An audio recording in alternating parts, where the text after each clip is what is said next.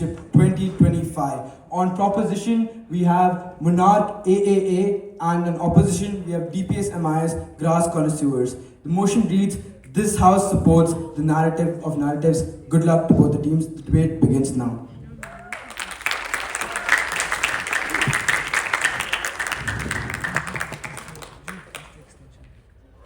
So I first want to congratulate all the debaters on stage for a wonderful 3 days. You guys have been excellent, and I imagine there'll be a very excellent debate as well today. So again, I always like to preface debates by saying that if you have a POI and it's rejected, please don't pepper them with POIs. It's distracting for the speaker, so when you get a POI, wait 20 seconds and then ask POI again. Beyond that, I have no other objections. Without further ado, let's begin the debate. May the first speaker of team proposition please come and raise their points.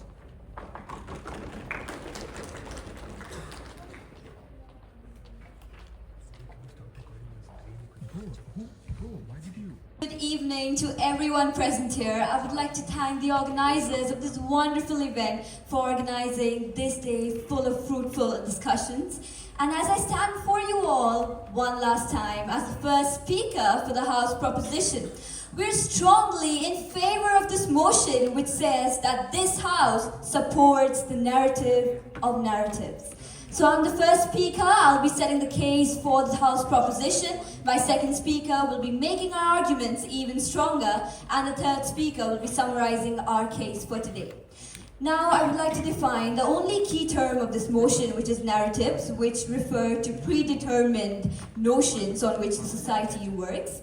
And panel, before we start, we would like to clarify that we aren't removing facts and figures on our side of the house from political and media propaganda. It's just that we're emphasizing on prioritizing emotional and personal narratives as they are more beneficial for the common people and propagators. And they are the stakeholders of this debate. Common people and propagators. And looking for the best of both sides, we think that the team proposition has an upper hand, and here's how.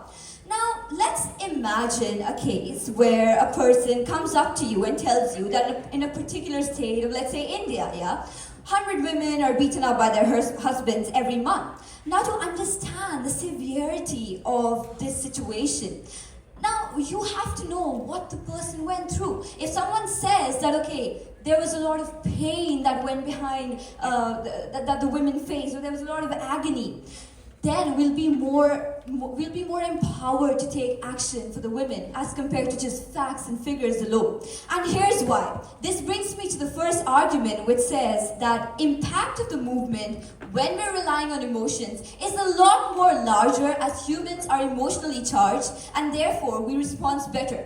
Now, not all humans can understand facts and figures as much as we can understand emotions. Not everyone in this room have the same IQ level to understand and interpret the statistics in the right way possible. But emotions are what makes a human, right? So emotions are something that differentiates me from this table, from any other thing that's non-living. So if we're focusing on something that's more appealing, we're going to fulfill the aim of this movement. What is the aim of any propagator? To garner more attention, to make sure more people emphasize with them, to make sure more people are supporting them, right? And how can more people support them? When they understand it. And not everyone are literate or educated enough to even understand what facts and figures represent as compared to what emotions represent. And that's exactly what the team proposition is here to talk about.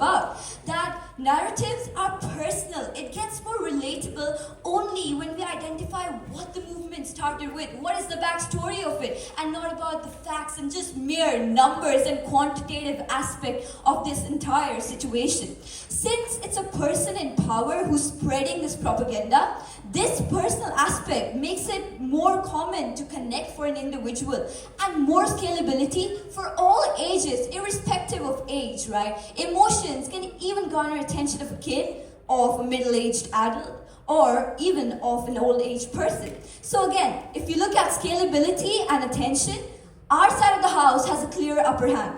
Moving on to the second argument, which suggests that it will slow down the response of the social issue and makes it even more worse. Now, people, as I've already mentioned, will take more time to process the facts and figures. And in this course of time, right, a social movement is likely to get more worse. It's likely to perpetuate even more. Let's say we have something that requires immediate attention. And panel, here, what we have to be noticing is that social movements mostly require immediate attention. So we cannot be wasting time on waiting for the public to respond and interpret the facts and figures. But if you're using something even more efficient, if you're using emotions, if you're using the language of the soul of each and every human, the qualitative aspect of any problem, then I'm pretty sure that people are going to respond in a way better manner. And if someone describes, say, pain, humiliation, or any sensitive topic, I'm pretty sure that everyone over here will unanimously emphasize with them as compared to any number on the screen. Even right now, I'm not using facts and figures to convince the panel here to say that the proposition has an upper hand in this debate. We are trying to emotionally tell the panel that how we're better in this case, right? Because that's exactly what's more beneficial. This is exactly what is more appealing. And talking about appealing, attraction, and something that garners more attention, I don't really think so anything would come in our mind other than emotions. With that, I would like to rest my case, and I'm pretty sure the team proposition has a clear upper hand. Thank you. We thank the speaker for a very fine speech. We now invite the first speakers from team opposition to raise their points. Panel, in this overly linked and globalized world, where now things like social media exist, where people basically eat up any information given. Nowadays, getting your image cleaned up or trying to manipulate the truth is pretty simple. Just spread a story, just spread a narrative. Or if you want to really go further, you could, take up anyone else's story and over-glorify it to such an extent, toying with people's emotions just for your profit and just for, your goodness, right? So, just to be pretty clear, team opposition is not against the truth. We are not against stories being spread. We are not against anything being relatable. We are against the fact when these narratives of a narrative, right, that is something that gets very over-glorified, right? As the info slide states, emotionally charged stories that are used to drive political movements. That's what we are against, right? So as the first speaker of team opposition, I will be doing two major things in my speech. Firstly, providing a concise framing and contextualizing the debate, and second, providing a major argument on how narratives basically manipulate the truth, right? So my second speaker will be further expanding upon my arguments and providing the comparative of the debate, and my third speaker will be providing the major clash points, rebutting the team proposition's case and summarizing why our team wins this debate, right? So firstly, moving on to my rebuttals, right? I have only one major rebuttal, and I think that's pretty clear, right? Team proposition's first speaker got the definition of a narrative wrong, right? They define narrative as a predefined notion of society, right? But in actuality, what is a narrative? It is a perspective that is being spread to you by other people. It is what, certain key stakeholders want you to know, right? And to be more concise, the word narrative refers to the art of narrating a story or event in a certain way, right? From how a narrative could be that Donald Trump has saved the world, right? Or for example, any narrative could look like how he has done so good to the world, right? But does that actually mean he has done only good things in his life? No, that's the narrative being spread to you, right? And the narrative of a narrative which we are opposing could be, for example, if a company takes an interview of certain farmers, right, and of certain poor farmers, and kind of over glorifies their situation, and kind of wants to advertise their product. That's wrong, right? That's narrative of a narrative that we're opposing. Now, who are the major key stakeholders, i.e. the people getting affected by, these narratives, right? Firstly, it is the social figures or the political figures, right? The entities whose narrative or due to whom the narrative is being spread, right? And, this could be done, to cover, for a lot of things, right? This could be done to cover their immoral actions, over glorify them for, their own popularity, for their own profit, right? Or, TRP, etc., etc. And secondly, are the citizens or the people like us, people people like you and me, right? We are the major people who are being affected by this narrative. And once we kind of become emotionally attached with something, like with a story, we become overhyped with them. This creates a sense of polarization in the society, leading to a lot of things like social and cultural unrest that I'll be elaborating later upon in my speech. Now, what does the status quo, aka the current world, look like with these narratives, kind of ruling over society? On a daily basis, we see companies playing with the emotions of people just to sell their products, right? Aka, fulfilling their own agendas. Political leaders spreading misinformation on a daily basis just to polarize people and get their votes, right? Without caring about things like communal violence. Why would they care as long as they're being in power, right? And they actually thrive on this violence, because as they get the power, many of these politicians don't even fulfill their promises, do they? Right? Because again, it just becomes easier for them to divide and rule, take a particular sect of society, and they just become their target, right? It's easy to, kind of toy with people's emotions rather than, deal with facts, because facts are often cold and, hard-hitting, right?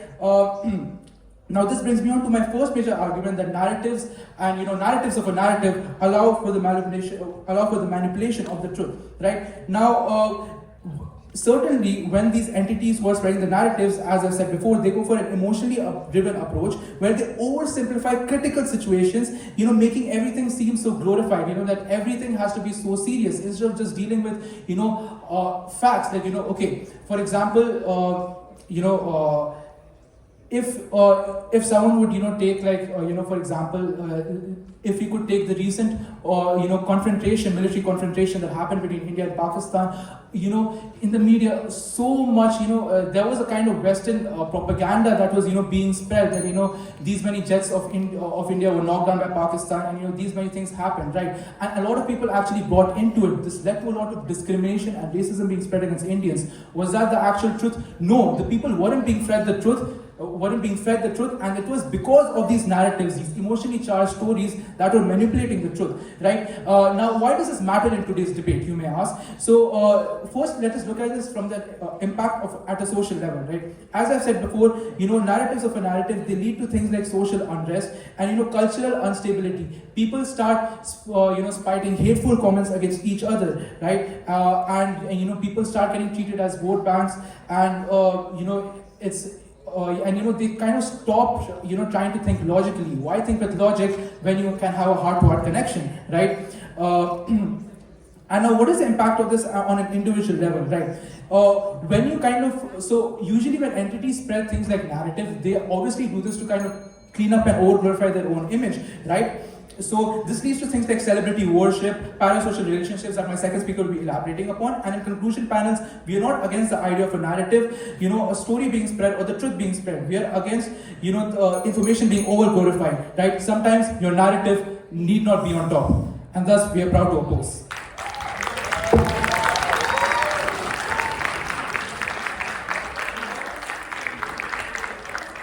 We thank the speaker for his very fine speech. We now invite the second speaker from Team Proposition to raise their points.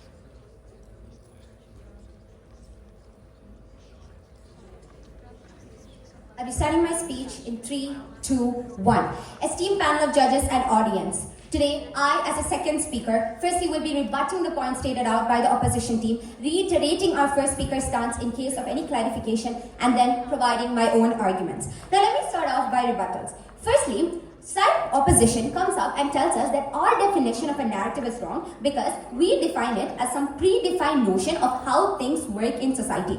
Now they tell us that it's actually about how certain stakeholders have spread certain ideas about how society works. That's exactly what we're telling you. Because these stakeholders have spread certain ideas, that's why we have a predetermined notion of how things are going to work. Because these ideas have already been spread and already exist.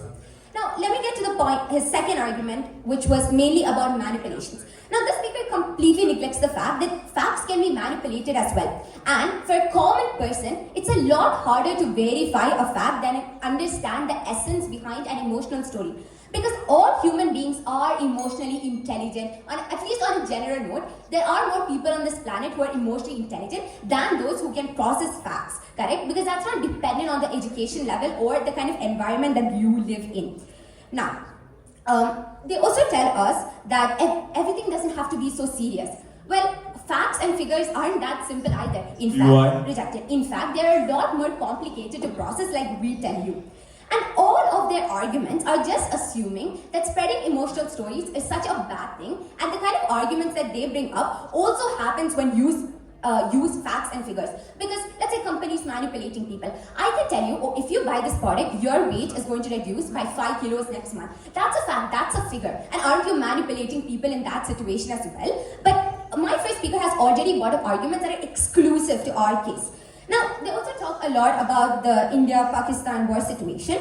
Not to get too much into the politics, but it's basically because there was this emotional propaganda that the people were able to understand what's actually happening in their country and therefore stood with the government. That particular government, not just in this particular case, any country's government cannot win a war without their people's support. But rather, if you present them a lot of facts about, oh, these many drones were dropped, these many bombs were put out, an average individual on a large basis wouldn't be actually able to understand why that matters. How is that impacting me? Okay, the drones were put out in that case. Why do I care anymore? So notice how when you use an emotional story, as we've already mentioned, it impacts a larger number of people.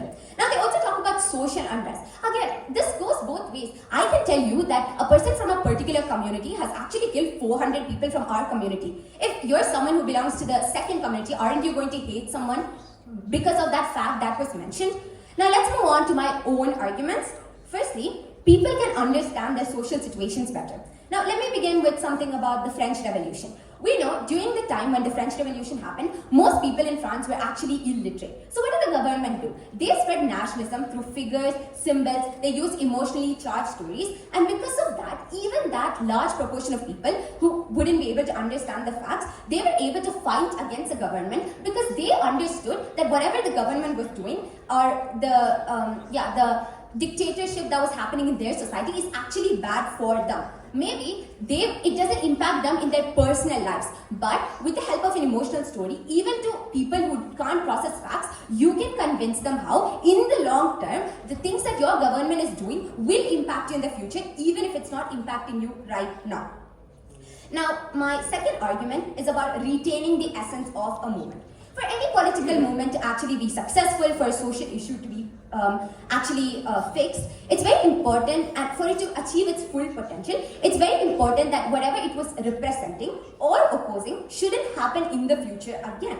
And it's a psychological fact that we remember things better when they actually touch our hearts. You can give me a 5-page essay about, this happened, these numbers, facts, but do you think 5 years down the lane or even 5 days down the lane, I would actually be able to remember that fact? But if you tell me a really convincing emotional story about a person who was hurt because of a situation, then I understand how bad that situation is. So I will try my level best to ensure that that kind of situation doesn't happen in the future again.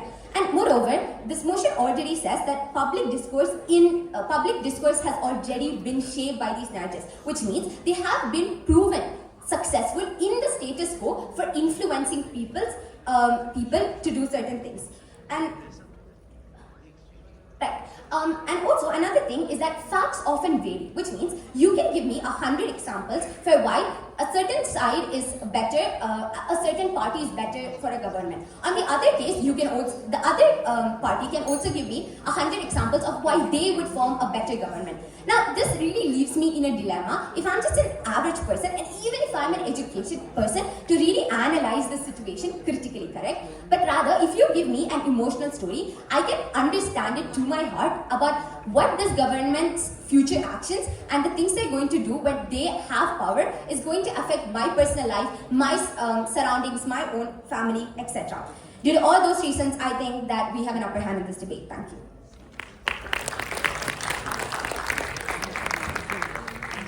Thank the speaker for a very fine speech. May the second speaker from Team Opposition please come up and raise their points.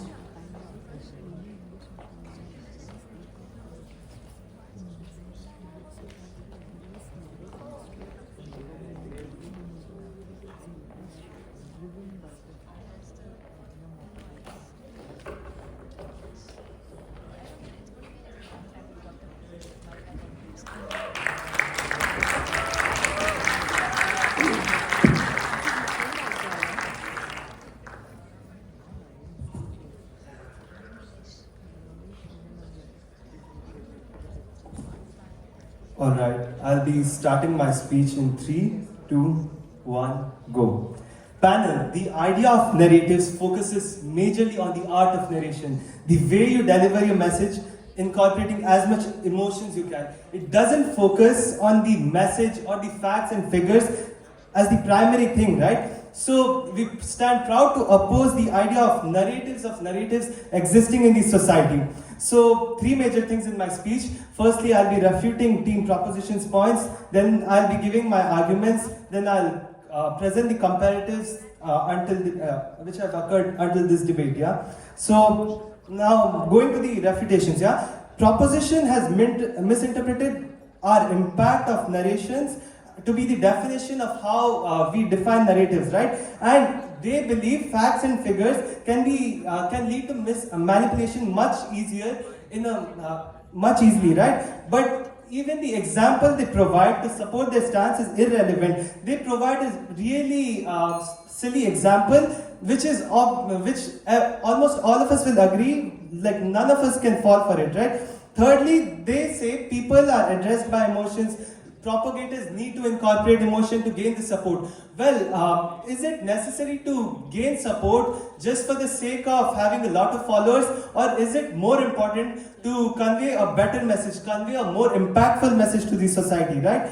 Now, thirdly, the example they bring up towards the end about how emotions are helpful when you convey conversations at the individual level, right? Panel, notice how that example is particularly biased. That's talking about individual conversations. During individual conversations, it's much easier to get your clarifications completed, right? But when you're addressing the entire public, clarification isn't possible for each and every person. And even the example they bring up about French Revolution, that's something which existed in the 18th century.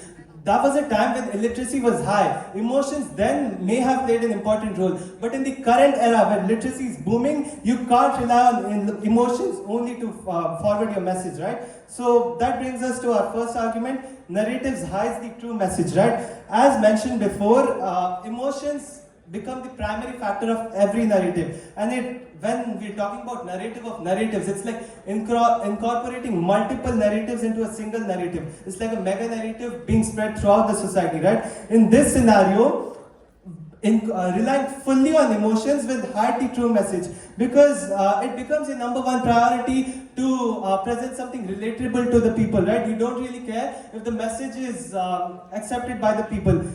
So you just go on, try to convince the people for the sake of it. So secondly, this sort of narrative doesn't allow the people who are actually presenting true messages to come up, right? Even though people might be having true issues to talk about, even though they have something big which they want to share to the society, just because of the prevalence of these narratives, they find it tough to present their ideas to the public. Thirdly, this allows room for exploitation. Major leaders, for example, big corporations, they exploit marginalized communities and they incorporate them in their flowery narratives just for the sake of gaining support, or just for the sake of getting some big funds from the government, right? And once they receive the funds, they receive the public support they require, these narratives just become fictitious stories. The entire narrative which they've been highlighting so much and the entire promises they made would disappear all of a sudden, right? That brings us to my second argument. What better alternative do we suggest to narratives, right?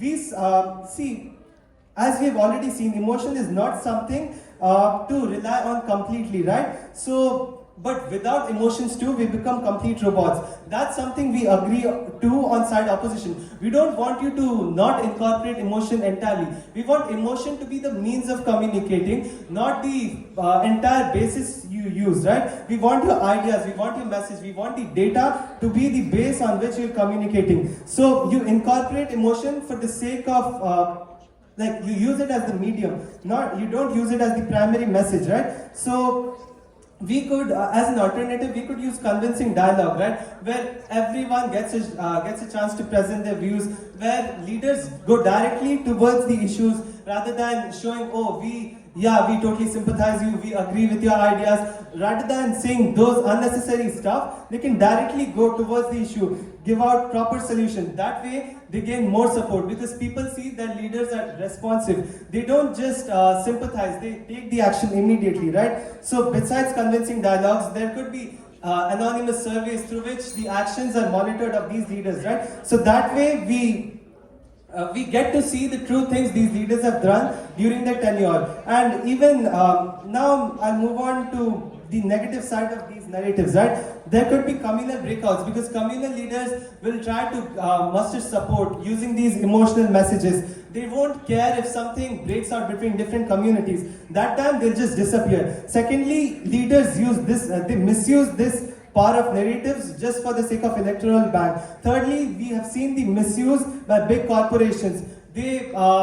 They exploit the minorities. They exploit the people who don't really get a voice in the society. They just promise them, we'll use your voice, we'll get you recognition just for the sake of their own benefit. Now, panel, what have been the comparatives until now? In terms of emotions, proposition referred to it as necessary for support. They say, don't use it as a means, use it as the very message you propagate, right? Whereas in oppositions, we value data and statistics along with emotions just to use as the social, like the channel through which we communicate, right? We also address social unrest. Thus, I request the jury to let the motion fall.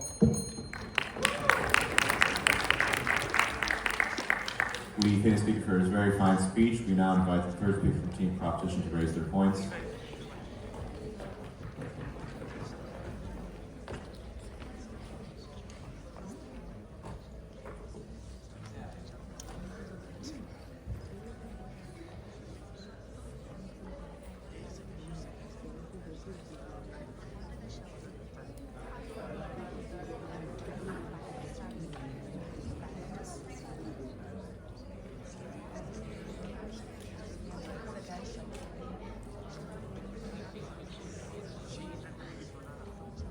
Hello?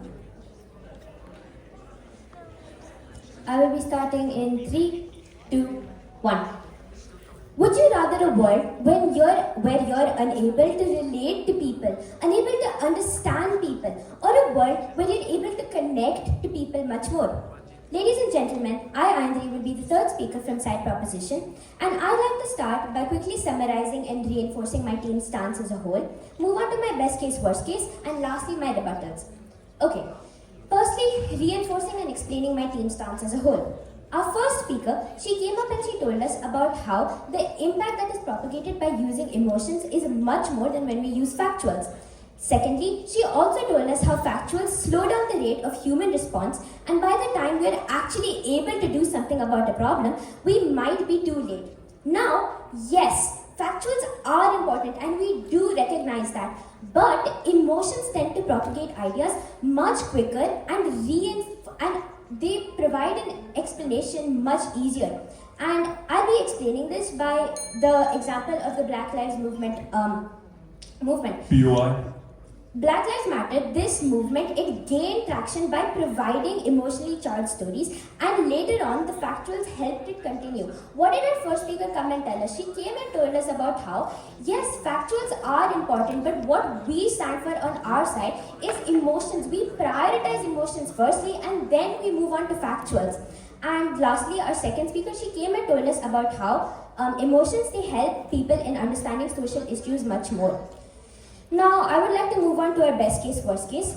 According to the opposition's team, our worst case is that emotional stories might not be as successful or might be manipulated to seem more dramatized in order to gain public support.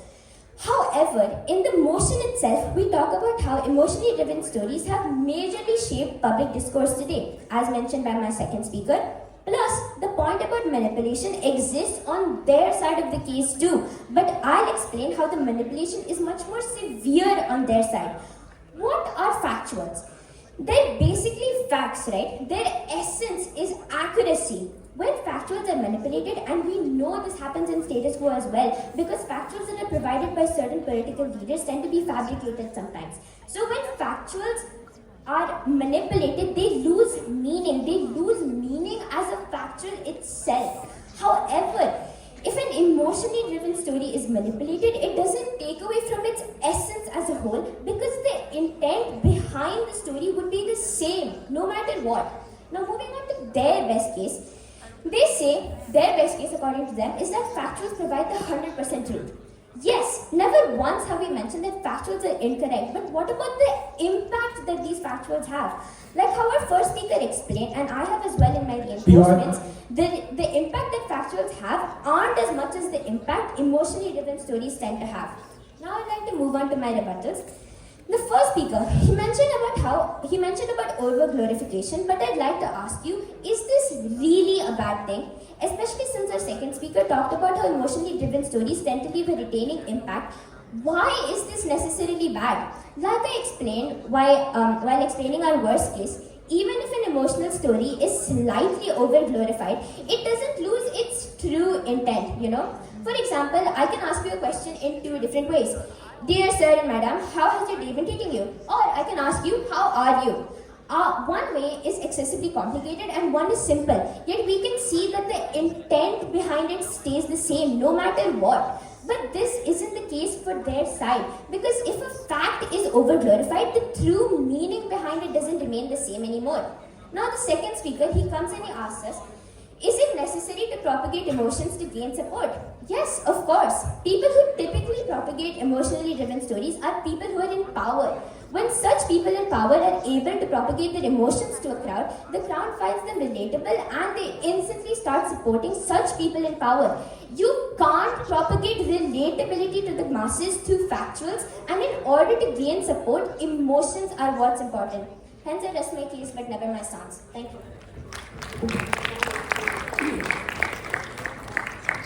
We thank the speaker for a very fine speech. We now have the first speaker from Team Op to please raise their points.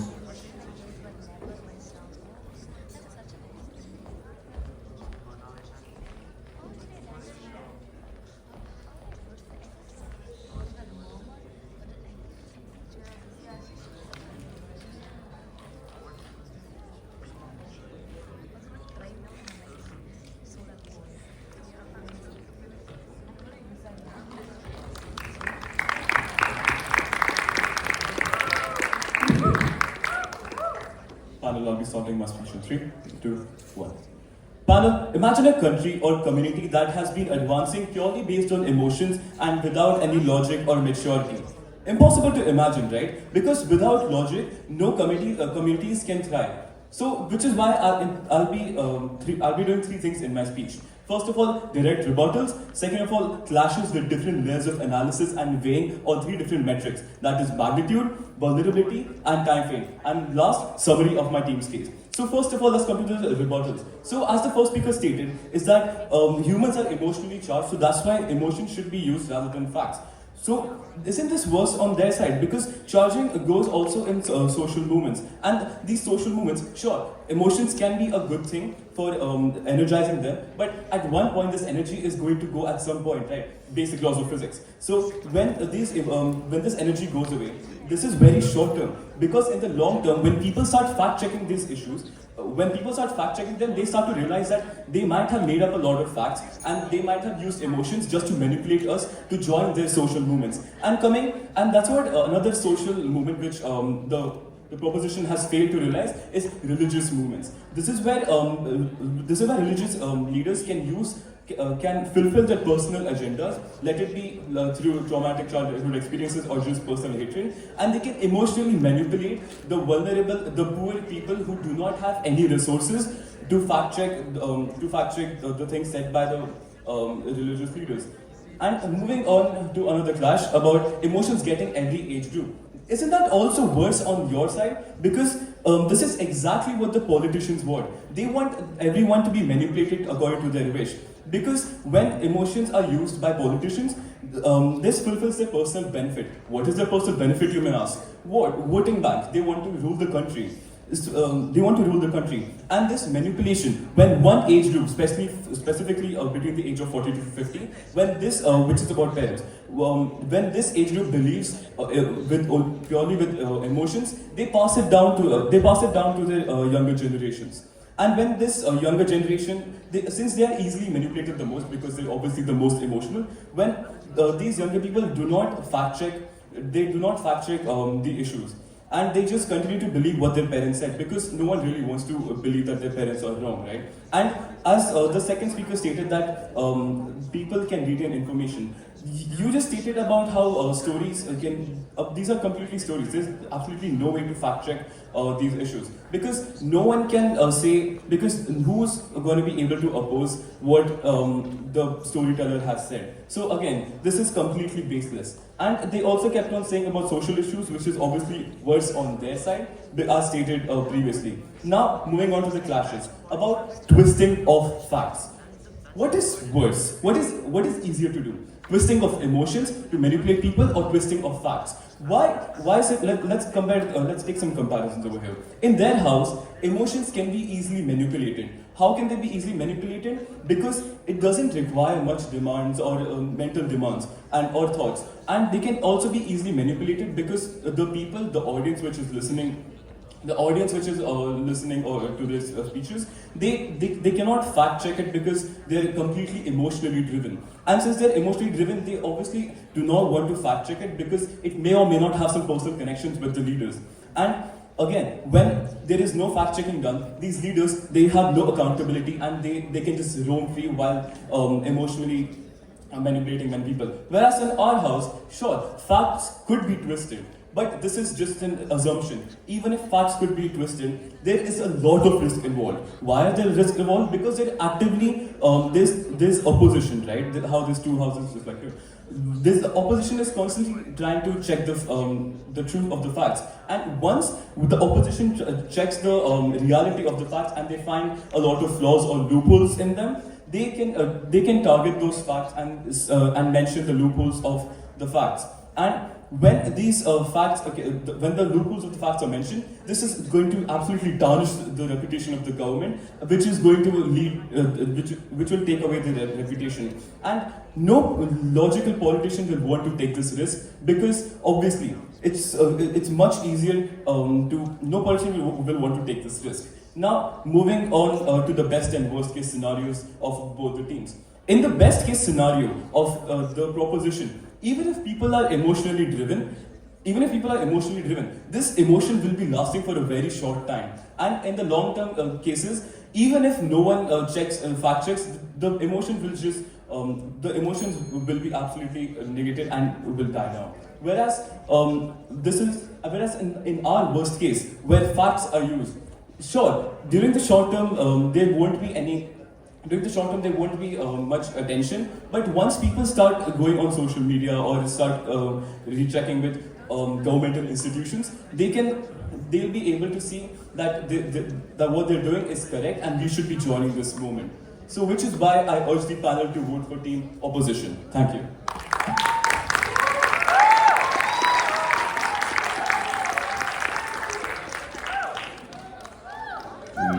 Thanks, speaker, for his very fine speech. We now invite the five speaker from the opposition to raise their points.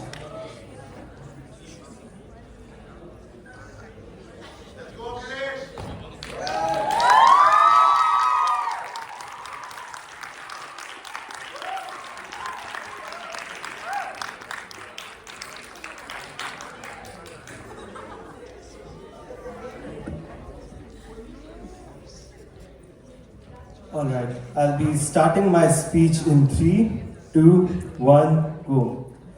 Panel, the idea of narratives seems to be a popular means to convey a message. It seems fine at the surface level, but panel, notice there's a reason we oppose this strongly, right? Because it doesn't serve the true purpose of any communication. It doesn't achieve the goal which is to actually pass on the true message with clear clarity, right? So, two major things in my speech. Firstly, I'll provide the clashes. Then secondly, I'll compare how side proposition and opposition have been until now throughout this debate, right? Now, firstly, going to the clash about emotions, the necessity of emotions, yeah? So proposition present this to you as something which is totally necessary, something without which communication can't exist at all. They say emotion should be number one priority, even though facts and figures are important. But what do we tell you? We tell you facts and figures are necessary because that gets you true support of the public, right? You don't get the support just to show that you're empathetic to them. You get the support to show them that you will actually help them in the future. Secondly, let's see social unrest. As we've already shown on side opposition, relying only on narratives will allow manipulation, and this can also leave no room for true clarification, right? As a result, the clashes between communities will be more prominent. Proposition has ignored this fact majorly. Thirdly, the idea of exploitation. Opposition tells you how exploitation can occur with proper reasoning. We've given you real life scenario how it can occur. Whereas side proposition just brings up silly examples to show their case. They bring up examples totally impractical to show that exploitation occurs with facts and figures majorly. Thirdly, let's look at the stakeholders involved, right? And which side favors more stakeholders.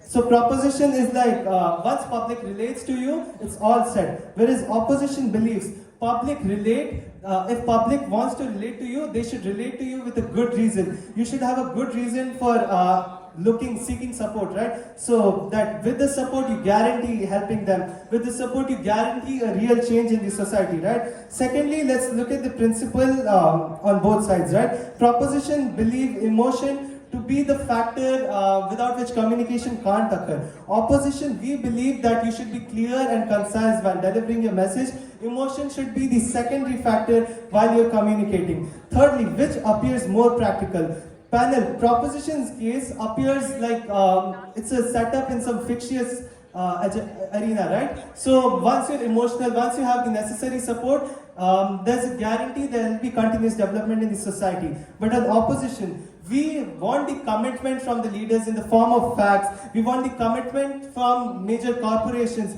or anyone you want to follow in the form of facts, and emotions must only be used to show, to make the message something which can be understood. You don't rely on it as the only means, right? Now panel, to present the debate, I would like to paint two sides of canvas. On side proposition, we have the initially misunderstood stance of narratives. Then their setup is biased with some examples which only work in minority cases or which are irrelevant. They highlight that you have to convince your followers. They don't tell what happens next after you've convinced, after you have mustered support. Let's view side opposition. We've provided a clear stance and reason why you have to oppose narratives, why narratives are not the reliable method to communicate your message. We don't disregard emotions. We agree that emotions are necessary to communicate, with the people to actually make them understand the message, right? But we don't want you to focus on emotions solely. We want you to have true facts to when you're actually going up to the public to get their support. Thus, I request the jury to kindly oppose the motion.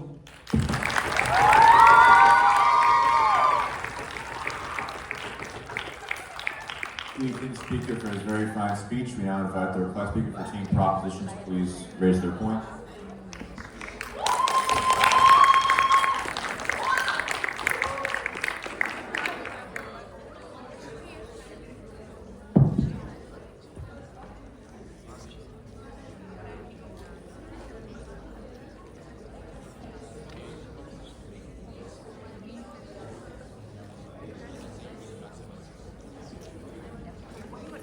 I'll be starting my speech in 3, 2, 1. A very good day to esteemed panel of judges and audience. Today, I, as a reply speaker from side proposition, will prove to you exactly why we have already won this debate. Now, before I begin, let me do the stakeholder analysis for this debate. There are two main stakeholders that we would like to address. Firstly, the individuals themselves, and secondly, the governments or the propagators of the agenda.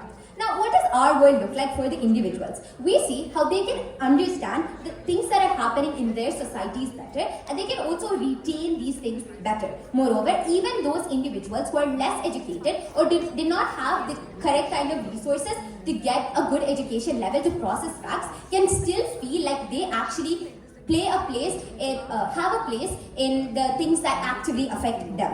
Now, what does it look like on their world? We see that people aren't actually able to process facts as much, and therefore their reaction towards the social problems are also going to be much slower. And because these social problems are eventually going to affect them as well in a future point in time, it's later on going to be bad for them. Now, let's talk about the governments or the propagators themselves. We see that on our world, they are able to impact more people and their purpose is more fulfilled. On their world, what do we look like? We see that there's limited support from people, specifically those who are actually able to process out that fact and draw some conclusions from it. And already in the motion, it's mentioned that public disclosure has increased due to this narrative of narratives, which means it's already proven in the status quo that whatever we are trying to support has brought in more impact. Now, one of our major arguments that we've kept pushing is that social issues need to be addressed at the core level, as in when and at the right time that they're happening. If you do not address them, they are going to get perpetuated faster. And therefore, it's important for a large mass of people to actually understand these social issues, which side opposition has completely missed out on and not responded to very effectively. So let's move on to the clash points. Firstly, the second speaker at the last part of the speech sort of brings us an alternative, a solution, which is they tell us that we're actually going to approach facts but just through emotions. As in, we talk to people in a nice way or something. Now that wasn't explained very clearly. But even if I give them the benefit of the doubt and I take into consideration that they are going to explain the intent of a fact but just with emotions, notice how that's basically the narrative of narratives. That is, you are not using facts, you are not using numbers, but you're still able to convey the intent that you would with facts and with figures. You're still achieving that purpose, but now you're achieving that purpose with much larger number of people. Now let's talk about long term. What's better in the long term? Now they tell us that when you have emotional stories, people will forget it because they lose out their energy. Okay, so what? What if people forget the story? They will remember the intent, they will remember the essence of that story, that message, because that really touched their heart. But what's about facts and figures? Neither are you going to remember the specific facts, nor are you going to remember the conclusions that you drew from it on their side of the world. Now let's move on to manipulation. Now they come up and tell us that emotions are actually much easier to manipulate for personal reasons, but we tell you that facts can be changed as well. But when facts get manipulated, it's much worse because a fact is about accuracy. It means the whole purpose of it being a fact is defeated. On our case, even if the story isn't exactly accurate, notice how you're still able to understand the essence of the story, as in why that story was conveyed, regardless of your age or regardless of your education level. Now, there was also this small clash about what's easier to verify, and their third speaker comes up and tells us that we can verify it through government website, and because we didn't have enough time to respond it because it came too late, I would be clarifying with this that those websites are written by the government. So you're clarifying a claim made by the government by using a data on a government website. Do you understand how ridiculous that sounds? Ladies and gentlemen, all these things which is to such in one thing, side proposition taking home this debate today. Thank you. Evening speaker for a very fine speech. We congratulate everyone on stage for a very excellent debate.